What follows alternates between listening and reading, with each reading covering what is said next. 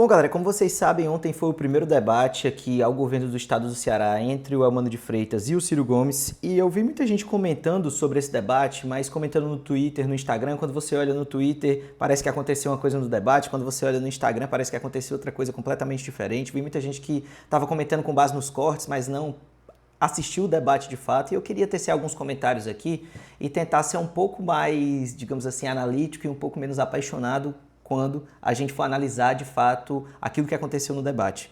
E a primeira coisa que eu queria dizer para vocês em relação ao que eu vi no debate de ontem é essa questão sobre o modelo do debate em si, né? Eu acho que o modelo do debate no Brasil ele está meio fadado ao fracasso, principalmente depois que os podcasts se popularizaram tanto aqui no Brasil, porque assim é meio que anacrônico você olhar para debate hoje em dia quando você tem 2 minutos para responder uma pergunta que envolve basicamente uma política pública complexa e que você precisa, de fato, adentrar nos meandros daquilo ali que você vai fazer e como é que você vai resolver os problemas de uma cidade, ou de um estado, ou de um país em 2 minutos e com 30 segundos para uma tréplica. Assim, é quase que impossível você fazer isso. E, de fato, isso meio que vai arrastando e vai tornando aquilo meio que sacal de assistir de uma maneira assim, que não, de fato não valoriza o debate, que de fato não faz com que a pessoa tenha uma vontade de continuar assistindo aquilo ali. Principalmente quando você põe em perspectiva o que é um debate e o que é o modelo hoje de podcast ou de uma entrevista onde você tem condição de ver aquele candidato ali elaborando sobre aquele tema, sobre conversando com tempo para montar uma argumentação, para você ver o que de fato precisa ser feito e não para um monte de coisa que fica o debate, que é assim, uma pessoa fala um dado, aí o outro vai e rebate, diz que aquele dado está completamente errado, o outro diz que o dado está completamente errado, que foi rebatido, e fica uma coisa que basicamente é infrutífera, né? O modelo de debate hoje em dia no Brasil, eu acho assim, ele precisa ser repensado e é sacal você assistir. E aí essa questão, ela é uma questão que sempre me pegou muito em relação a como o Ciro participa dos debates e a forma como ele performa nos debates. Eu até falei no vídeo passado, cheguei a comentar com vocês que me preocupava essa coisa de acharem que o Ciro vai detonar nos debates, ele vai acabar com o Eumano e tudo mais e tal, porque isso não é historicamente o que acontece com o Ciro em relação a debates. Porque a forma do Ciro, mais uma vez, de oratória, a forma dele de falar, e não só dele, eu acho que isso atrapalha, de certa forma, todos os candidatos, mas principalmente aqueles que têm esse formato de tentar ser um pouco mais profundo e um pouco mais complexo e tentar não simplificar assuntos que não devem ser simplificados. Essa forma de debate ela atrapalha completamente quem tenta ser um pouco mais complexo e quem tenta não simplificar questões que precisam não ser simplificadas.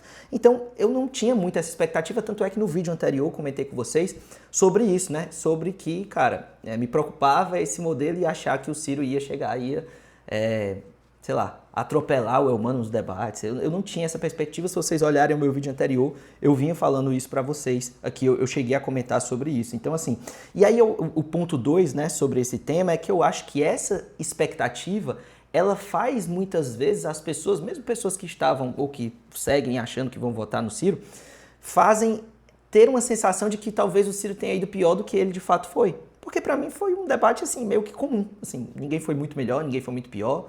Mas o fato das pessoas esperarem que seria um amasso e de que o Ciro ia acabar com o Eumano e que não sei o quê, faz com que você olhe para o debate e diga, tá, é isso mesmo, né? 2 minutos para cá, 2 minutos para lá, um fala uma coisa, outro fala outra e meio que não tem muito de onde tirar. Só que a expectativa do Eumano sempre foi disso aí mesmo, tá ligado? E a expectativa do Ciro, quando você para ver uma entrevista do Ciro de meia hora, de 1 hora, onde ele tem tempo para poder dissertar sobre os assuntos, para aprofundar sobre os assuntos, para poder debater, você vê uma pessoa muito mais preparada. Só que a questão é que o modelo de debate ele não deixa isso acontecer. E outra coisa também, eu acho que é um ponto relevante a se comentar, é que o Eumano, ele não é mais o Eumano de 4 anos atrás. Ele não é mais o Eumano que foi candidato a prefeito um dia. Ele é o Eumano que virou 4 anos governador do estado do Ceará. E quando você vira governador 4 anos, você tem acesso a dados, a informações, você tem acesso a um aparato e tem acesso à máquina do Estado, de modo que você vai conseguir, obviamente, ser muito melhor num debate do que você foi há 4 anos atrás, quando você estava disputando pela primeira vez. O Eumano, na primeira vez que disputou, ganhou porque o Lula botou a mão na cabeça dele e disse, vai ser você. Mas 4 anos depois, sentado na máquina pública, naturalmente ele vai ter muito mais informações, ele vai ter muito mais capacidade de dissertar sobre assuntos de Estado do que ele tinha 4 anos antes. Isso é natural para qualquer governo de situação que esteja tentando uma reeleição. Além disso, obviamente, 4 anos mais preparado de media training e tudo mais e tal. E me surpreende alguém achar que, pô, com 4 anos sentado, sendo governador do Estado e com meses e meses de preparação para esses debates que certamente eles sabiam que iria acontecer e que seria um embate entre um e outro ali e que seriam basicamente os dois que estariam disputando, não tem mais nenhum candidato com possibilidade de viabilidade, e meses e meses de media training, alguém achasse que, porra, um governador do estado não consegue falar 2 minutos sobre um tema. Se ele não conseguir falar 2 minutos sobre um tema, aí esquece, meu amigo, aí desiste, é melhor fazer outra coisa da vida, porque não dá para ser político. Se você não conseguir falar 2 minutos sobre um tema, com 6 meses de media training de preparação e a caneta durante 4 anos e acesso a todos os dados do estado, é melhor desistir, é melhor ir fazer outra coisa da vida, você não consegue ser político. Então, assim, para mim, essa ideia de que, nossa, não, vai se destruir, vai ser uma massa, eu nunca tive essa perspectiva e talvez por isso eu também não tenha achado que foi diferente daquilo que eu esperava que seria, de fato, o debate no final das contas. Mas aí um ponto que eu queria levantar para vocês, que ficou muito perceptivo para mim no debate de ontem, é o fato do Elmano ter utilizado uma retórica muito engraçada e muito, assim, para quem notou, né, para quem viu de fato o debate em si, que era sempre usar os números absolutos em comparação ao governo do Ciro, um governo que aconteceu no ano que eu nasci, no estado do Ceará. Só para vocês terem uma ideia, né? Eu tenho mais de 30 anos e o governo do Ciro estava acontecendo nos anos que eu estava nascendo aqui no estado do Ceará. Então, assim, se você parar para imaginar, não faz nenhum sentido você analisar dados absolutos em comparação a um governo de 30 anos atrás. Porque, naturalmente, se você falar assim, o Ciro criou 40 mil empregos, como ele traz esse dado em algum momento lá no debate. E o Elmano criou 130 mil. Ora, mas isso é óbvio, né? Porque a população aumentou muito mais, a capacidade de investimento do Estado aumentou muito mais, a capacidade de fazer aumentou muito mais. É óbvio que você vai criar muito mais empregos, é óbvio que você vai abrir mais hospitais, é óbvio que, se você observar o número absoluto e não relativo, é óbvio que qualquer governo que se suceda vai ter uma geração de empregos maior, vai ter mais capacidade de atrair, capacidade não, né? Mas vai ter um número absoluto de turistas maior do que governos anteriores, e isso é óbvio, né? Então, o Ciro até ensaiou ali em algum momento bater nisso, né? Mas isso é um pouco até difícil de você explicar para uma pessoa que seja, né? Para uma pessoa que não esteja mais atenta ali de que isso aqui é uma estratégia retórica, né? Nada mais do que isso, porque se você analisar números absolutos, é óbvio que qualquer governo que suceda o anterior vai ter feito absolutamente mais do que o governo anterior, porque a população, só para pegar um dado específico, ela era muito maior do que a população anterior. Então, assim, isso daí me surpreendeu, e me surpreendeu o fato de que o Ciro não bateu mais nisso, porque deveria ter batido, deveria ter mostrado de maneira inequívoca e muito direta que esse argumento ele não vale. Eu espero que para os próximos debates ele esteja mais rápido, né, nessa argumentação, porque isso aí não faz o menor sentido você ficar usando o número absoluto para poder comparar governos que se sucederam em 30 anos, assim, não dá. E aí, assim, para mim, para encerrar esse